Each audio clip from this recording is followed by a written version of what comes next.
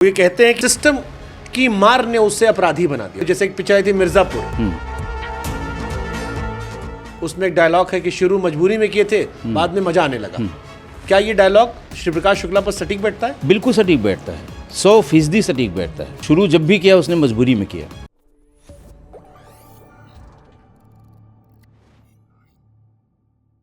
श्री प्रकाश शुक्ला को बहुत लोग हीरो भी मानते हैं। वो ये कहते हैं कि भैया एक लड़का था, अच्छा खासा पढ़ने लिखने में था, सिस्टम की मार ने उसे अपराधी बना दिया। वो अपराधी पैदा नहीं हुआ था, ठीक बात है। वो पढ़ने लिखने वाला था। और फिर जैसे एक पिक्चर आई थी मिर्जापुर, उसमें एक डायलॉग है कि शुरू मजबूरी में किए थे, बाद में मजा आने लगा।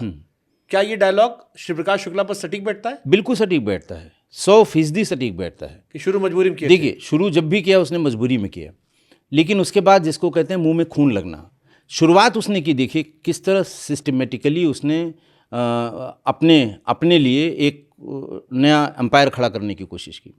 देखिए उस जमाने में केबल टीवी हुआ करते थे। एक केबल टीवी का ओनर होता था हर शहर में, बड़े शहर में एक से ज़्यादा होते थे, दबदबा था वो भी। हाँ, बहुत बड़ी बात थी।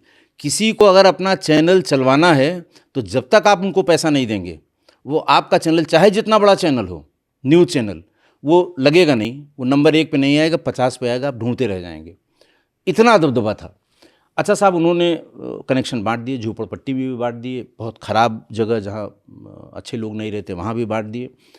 अब उनसे 150 रुपये, 200 रुपये या 300 रुपये महीना जो वसूलना है, उसके लिए फिर उनको गुंडे रखने पड़े। जैसे आज की तारीख में ये जो इंश्योरेंस कंपनी वाले गाड़ी खिंचवाने के लिए गुंडों की एक फ़ौज रखते हैं कि भाई इन्होंने 1 किश्त दी है, 6 किश्त नहीं दी, गाड़ी खींच लो। अब आपकी पत्नी बैठी है, बेटा बैठी है, बेटा सबको मार के बाहर कर देंगे, गाड़ी खींच के अपने यार्ड में खड़ी कर देंगे।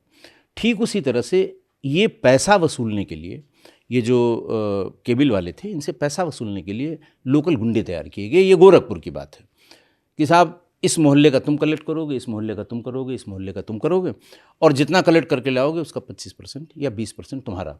जो व्यापारी है उसको तो पैसे से मतलब है, उसका वो जो कनेक्शन उसने दिया है, 50 भी देगा तो भी ठीक है, 500 देगा तो भी ठीक है। एक बार उन्होंने सेटअप लगा दिया है, साल भर में उसका पैसा निकल आना है। तो उसमें इस तरह के गुंडा एलिमेंट को लगाया गया। ज़्यादातर यूनिवर्सिटी के लड़के थे, और वो लड़के जो बहुत जैसे उत्साही थे, दबंग जिसे कहते हैं, दबंग टाइप के थे। उन्होंने मारकाट करनी शुरू की। पैसा दोगे कैसे नहीं, उन्हें पैसा वसूलना था, उसमें से पैसा निकलना था। श्री प्रकाश ने देखा कि ये काम जो है वो सबसे बढ़िया है। एक एक करके ऐसे 8 वसूली करने वालों को गोली मार दी उसने, मार दिया। अपने लौंडों को लगा दिया जो उसके साथ रहते हैं। भैया भैया भैया, यहाँ तो भैया कहने का चलन है।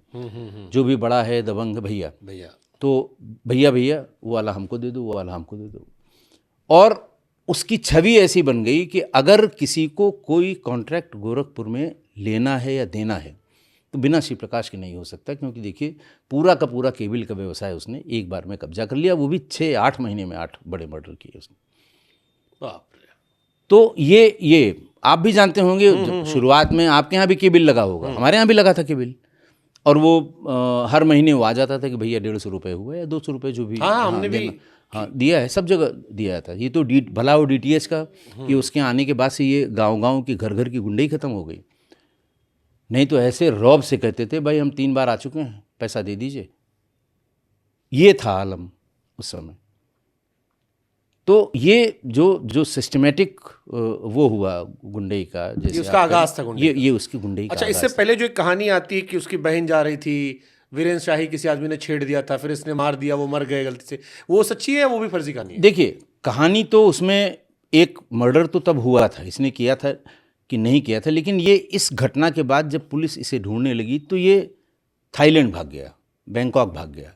तो ये माना गया कि ये उस मर्डर में शामिल था, और काफ़ी दिन बाद वो लौट के आया वहाँ से। तो इसलिए ये मान के चलते हैं कि इसने ऐसा किया था, इसीलिए भाग गया था, वरना वहाँ भागने का कोई उस समय कारण नहीं था। नहीं तो वो मजबूरी में हुआ था मर्डर, या मजबूरी का ही मान लें आप पहला उसे। वाली हाँ, पहला वाला मर्डर। तो अगर किसी की बहन के साथ कोई छेड़खानी करेगा तो ये होना ही है उसका। और ख़ासकर वो जब वो पहलवानी भी करता है, पहलवानी का शौक़ भी है उसको, अच्छी बॉडी रखता है और छोटी मोटी गुंडई भी कर लेता है, तो वो तो मारेगा ही। तो वहाँ से लौटे वीरेंद्र शाही का दबदबा चलता है। हाँ, इनको शरण कौन देता है? देखिए, क्योंकि बिना शरण के तो ये अकेले वीरेंद्र शाही के दबदबे की बात मत करिए। वो रेलवे का एक हेडक्वार्टर है गोरखपुर का, मुझे ध्यान नहीं कि नॉर्थ ईस्टर्न रेलवे का है, नॉर्दर्न रेलवे का एक हेडक्वार्टर है।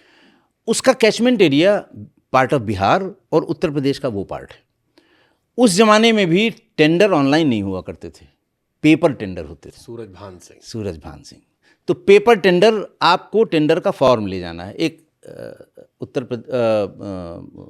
रेलवे विभाग की तरफ से एक नोटिस निकलती थी कि इतने करोड़ का एक टेंडर, इसका फॉर्म इतने 10 से 5 बजे तक फलां कार्यालय में बिकेगा। तो साहब लोग खरीद के ले जाने लगे। खरीद के कौन ले जा रहा है इसको देखने के लिए एक तरफ हरिशंकर तिवारी, एक तरफ वीरेंद्र शाही, किसका आदमी कौन ले जा रहा है, और जो जो ले जा रहा है उसका सबका नाम नोट किया गया। और जब जमा करने की तारीख हुई तो कौन कौन जमा करने आ रहा है, अगर वो उसके मुखालिफ पार्टी का है, रास्ते में मिल गया तो उसका छीन के टेंडर फॉर्म फाड़ दिया जाएगा।